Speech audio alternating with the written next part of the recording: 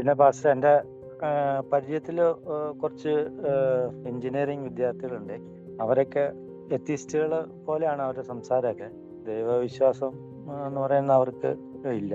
അപ്പൊ അവര് പറയുന്ന കുറെ ന്യായീകരണങ്ങൾ എന്ന് പറഞ്ഞിട്ടുണ്ടെങ്കിൽ, ഈ ലോകത്ത് നടക്കുന്ന ഈ ആക്രമണങ്ങളിലൊന്നും ഇന്നലെ ഈ ദൈവത്തിന് ഇതൊന്നും കാണാനുള്ള ശക്തിയില്ല, അതിനുള്ള കഴിവ് പുള്ളിക്കില്ല, ഇതൊന്നും തടയാനുള്ള ശക്തി പുള്ളിക്കില്ല. അപ്പൊ അതുകൊണ്ട് ദൈവം ഇല്ല എന്ന് വിശ്വസിക്കുന്നു. അപ്പൊ ഞാനിങ്ങനെ അവരോട് പറഞ്ഞത്, മനുഷ്യന്റെ പ്രവർത്തനങ്ങൾ കൊണ്ടാണ് ഈ പ്രശ്നങ്ങളെല്ലാം ഭൂമിക്കും ഈ മനുഷ്യനെല്ലാം ഉണ്ടാകുന്നതെന്ന് പറഞ്ഞിട്ടൊന്നും അവർ ആക്സെപ്റ്റ് ചെയ്തിട്ടില്ല. അവരെ എങ്ങനെയാന്ന് കൺവിൻസ് ചെയ്യുക?